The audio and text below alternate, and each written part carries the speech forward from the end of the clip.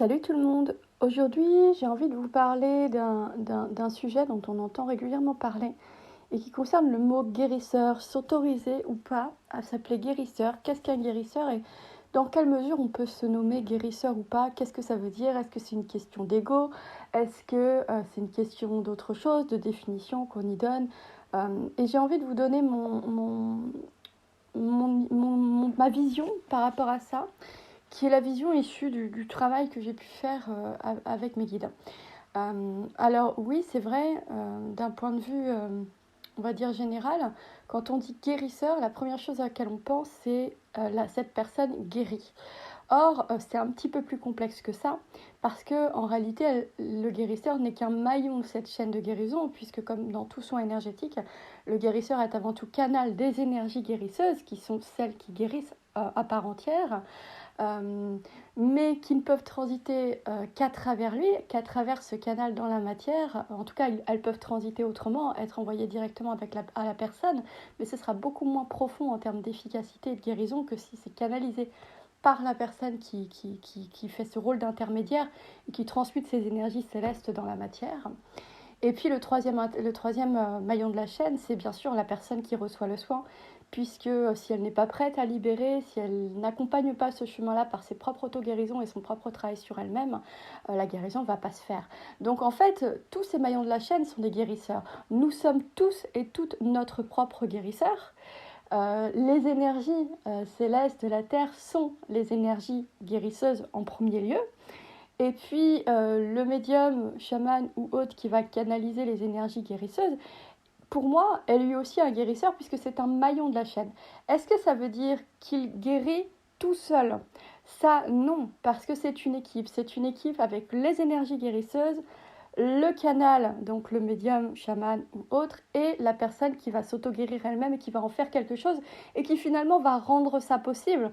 Parce que oui, les énergies de guérison, elles vont libérer certaines mémoires, apaiser certaines choses, mais le résultat, la personne qui reçoit le soin ne va voir le résultat que si elle est à l'écoute d'elle-même, que si elle accompagne ce soin par les prises de conscience qui vont venir, les actions qui vont lui venir en tête et qu'elle l'accompagne dans la matière par des actions concrètes qui vont lui permettre de voir un résultat concret à ce soin. Ça veut dire que ces trois maillons de la chaîne là sont des guérisseurs. Donc moi je tenais à parler de ça parce qu'on entend souvent bah oui bah guérisseur c'est pas bien de s'appeler guérisseur parce qu'en fait on ne guérit pas, chacun se guérit tout seul, etc. etc. Alors bah en fait je suis tout à fait d'accord, mais pour moi c'est pas une question d'ego, enfin en tout cas pas pour tout le monde, et de dire ouais je me nomme guérisseur alors qu'en fait je canalise juste les énergies. C'est plutôt une question de définition que le monde met derrière le mot guérisseur. Parce que dans le temps, il y avait plein de gens qu'on appelait guérisseurs, que ce soit dans les pays mongols ou autres, mais même dans les médecines des campagnes, euh, avec les plantes et autres, et ça gênait personne qu'on les appelle guérisseurs. Parce qu'à cette époque-là, on avait une vision différente du mot guérisseur, et on savait que le guérisseur, en fait, c'était avant tout un intermédiaire avec le monde de la terre, des plantes, avec ses connaissances, et qui pouvait en faire quelque chose pour le retransmettre à quelqu'un d'autre qui lui-même allait en faire quelque chose et qui allait permettre une guérison. Et les guérisseurs d'autres pays, d'autres concepts religieux ou autres, de tradition, j'entends, chamanique, mongole, etc. Pareil, ils n'ont jamais travaillé tout seuls. Tous les guérisseurs du monde entier travaillent avec des guides, avec des énergies de la terre, avec des énergies célestes. Et pourtant, personne ne rechigne à les appeler guérisseurs. Donc pour moi, c'est pas une question, sauf si la personne se nomme guérisseur parce qu'elle a beaucoup d'ego, il y en a évidemment. Mais pour moi, s'appeler guérisseur, c'est pas forcément une question d'ego de dire oh là là, elle se nomme guérisseur alors qu'elle guérit rien, en fait, elle travaille avec les autres. Je suis pas d'accord. Le guérisseur est un maillon de la chaîne de la guérison. Oui, il ne guérit pas tout seul, mais comme aucun guérisseur ne l'a jamais fait, est-ce que pour autant ce n'est pas un guérisseur dans la mesure où il participe à ce maillon de la chaîne de la guérison autant que la personne elle-même pour elle-même et que les énergies qui sont canalisées et qui agissent directement en termes de guérison. Tout dépend de la définition qu'on met derrière le mot guérisseur finalement, et moi je crois qu'on peut mettre le mot guérisseur en définition derrière un maillon de la chaîne, tout comme la personne peut s'appeler elle-même guérisseuse de ses propres mots. Moi j'y crois tout simplement parce que dans ma vie, je suis passée par ce parcours-là de me dire oh là là, moi je peux pas m'appeler guérisseur parce que je me sens pas ok avec ça en termes d'humilité. Je me sens pas ok à dire je suis guérisseur. Tout de suite, on sent qu'il y a un impact et on se dit oula, est-ce que je vais assumer ça, etc. Et moi, en fait, c'était pas tant que j'assumais pas le côté je suis guérisseuse, c'est surtout j'assumais pas le côté guérisseuse vis-à-vis des autres. Je pensais à mes mentors, à tous ces gens que j'admire et je me disais qu'est-ce qu'ils vont en penser. Ils vont se dire oh là là, elle se nomme guérisseur, moi c'est pas la vision que j'ai des choses, etc. Donc pendant des années, moi, mes guides, ils m'ont dit, mais si, Magali, t'es une guérisseuse de l'âme, en l'occurrence. Et moi, je rechignais à m'appeler guérisseuse parce que du coup, j'étais dans cette crainte finalement du regard de l'autre. Et puis un jour, mes guides m'ont dit, bah si, nous, on veut que tu t'appelles médium guérisseuse, Magali, parce que c'est ce que tu es. Même si tu n'es qu'un maillon de la chaîne, ça n'empêche pas que tu es un maillon de cette chaîne de la guérison. Et que donc, tu peux t'appeler guérisseuse. Et je dis ok, alors au début j'ai dit médium guérisseuse du féminin parce qu'à l'époque je travaillais beaucoup sur le féminin et puis je trouvais que ça passait mieux de mettre un truc derrière après guérisseuse, tu vois. Et puis très très rapidement en fait j'ai réduit à médium guérisseuse.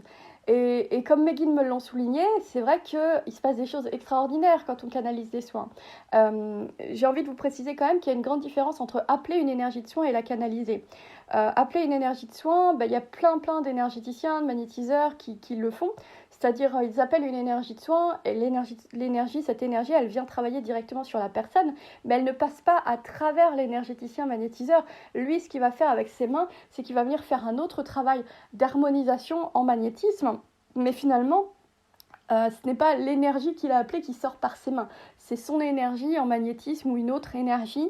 Et c'est ce que j'appelle, en tout cas c'est ce que mes guides, c'est ce qu'ils m'ont enseigné, appellent appeler des énergies pour la personne. Et il faut qu'il y ait un appel des énergies, sinon si cette énergie elle vient pas. Donc il faut qu'il y ait des personnes qui disent, qui sont en capacité de connecter et de dire voilà, j'appelle telle énergie pour telle personne ici et maintenant pendant ce soin, et puis moi pendant ce temps-là, je vais aussi équilibrer, harmoniser, nettoyer par rapport à tout ce qui est en train de se faire par ces énergies pour la personne et apporter cette autre touche qui va permettre de faire ce nettoyage et d'équilibrer tout ça au niveau des énergies. Donc il y a toutes ces personnes-là. Et une grande majorité de personnes, en fait, ne canalisent pas. Elles appellent les énergies et elles font un travail d'harmonisation derrière. En tout cas, moi, c'est mon regard et c'est ce qui m'a été transmis par mes guides et libre à chacun, bien sûr, de penser autrement. Et c'est OK parce que c'est déjà très bien et ça fait un gros taf.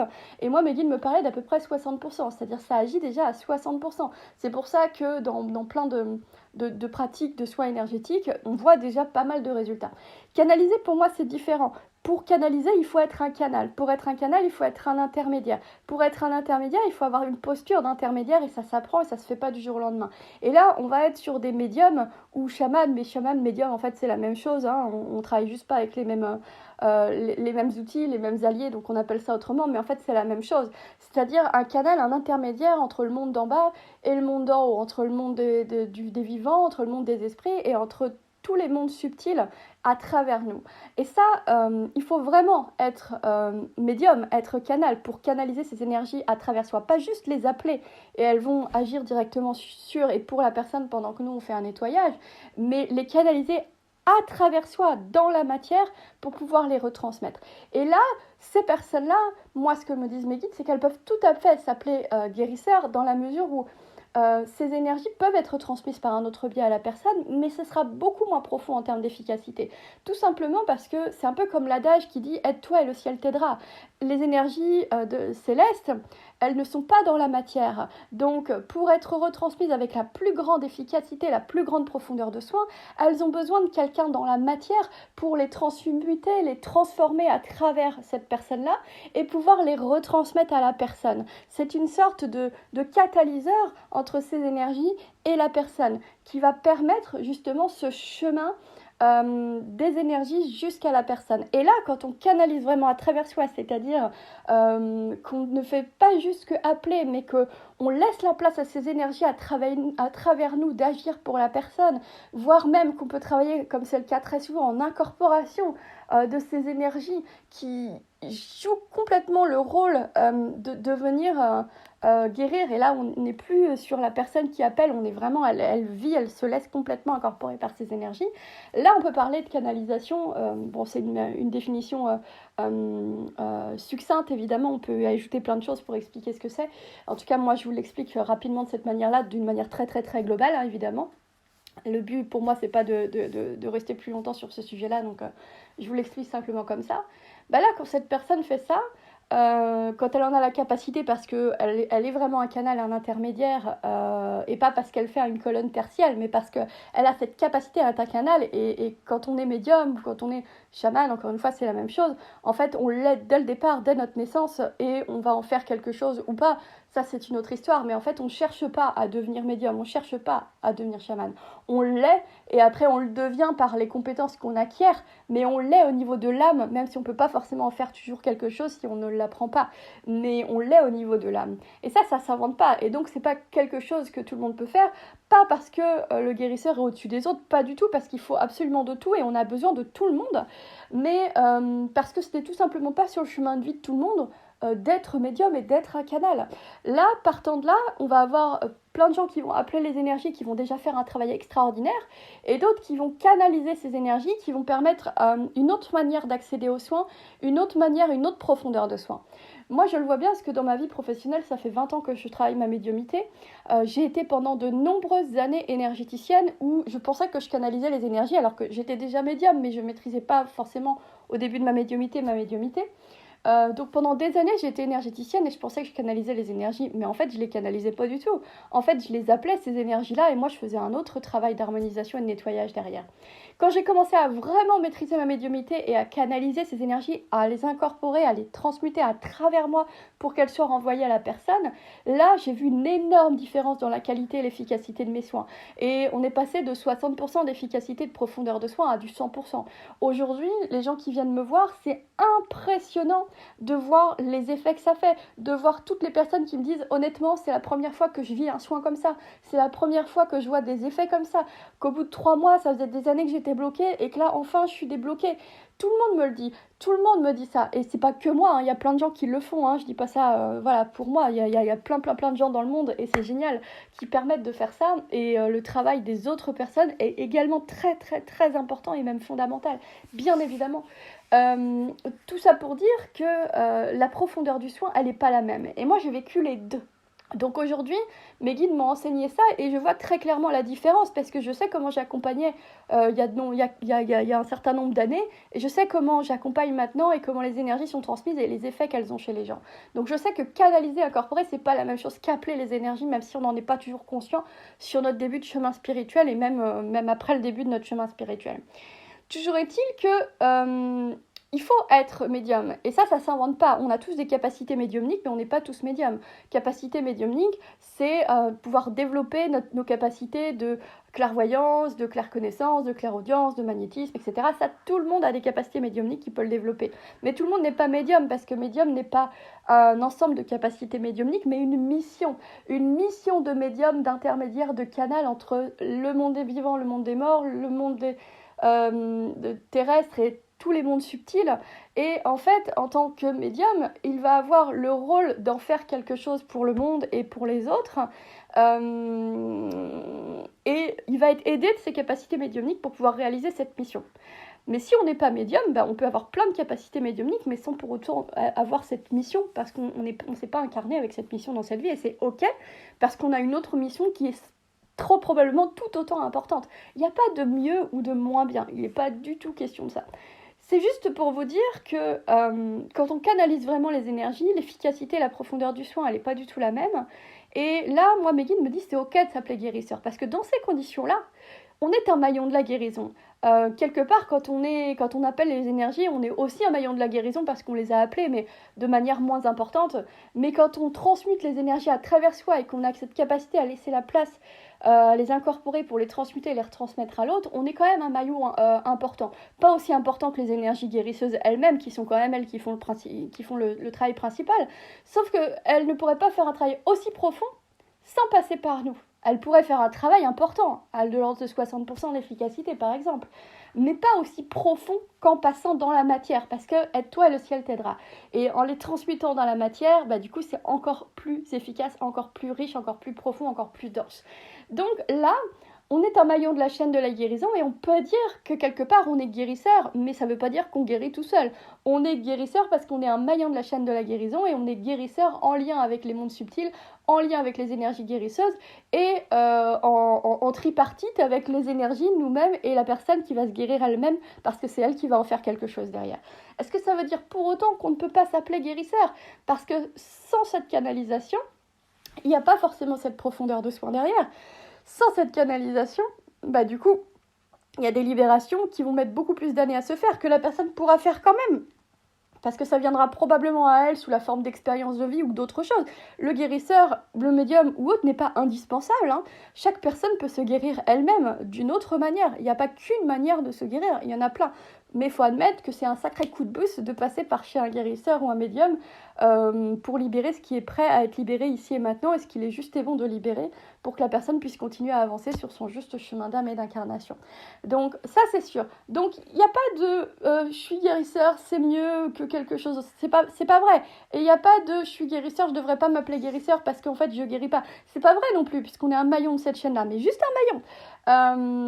Et que ça nécessite quand même d'être en capacité de savoir canaliser et de savoir faire ce travail-là. Donc voilà, quand mes guides m'ont commencé à me dire ça, ils m'ont dit mais Magali, vois l'efficacité de tes soins, vois ce qui se passe par rapport à avant, vois les retours que tu as sur les gens, vois même en guidance les gens qui se posent en face de toi, qui pleurent et qui repartent tout le temps en se disant voilà, je me sens libérée d'un poids. Tu ne peux pas dire que tu n'es pas guérisseuse. Peut-être que c'est grâce à nous, c'est certain, parce que c'est nous qui transmettons les informations de guérison, les informations de guidance. Donc c'est nous qui guérissons. Il n'empêche que ça se fait à travers toi. Donc tu es guérisseuse. Tu es guérisseuse, pas en tant que personne, mais en tant que rôle, parce que tu as la mission de guérisseuse avec nous, en tripartite avec nous et la personne. Donc je me répète, mais en cela, pour moi, c'est pas un problème de s'appeler guérisseur ou guérisseuse. Tout dépend dans quelle optique on le fait. Et puis tout dépend comment on évoque les choses avec ses clients. Si le message est clair, parce que pour moi c'est plutôt une question de définition que le monde a du terme guérisseur, qui fait que voilà, il y a une espèce de rejet de dire oh là là, je peux pas m'appeler guérisseur.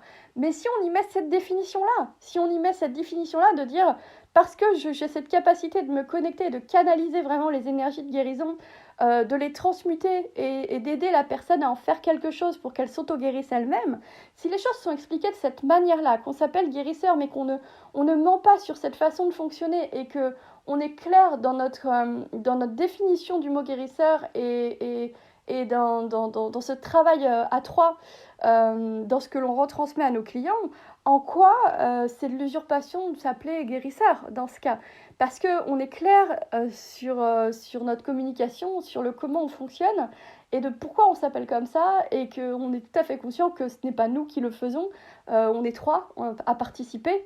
Et la finalité, c'est peut-être sans doute pas nous qui faisons le plus gros travail, hein. C'est les énergies là-haut et la personne. Nous, on est finalement le maillon peut-être le moins important à travers tout ça. Sauf que c'est un maillon peut-être le moins important, mais qui est quand même fondamental, qui fait quand même partie du lot, quoi.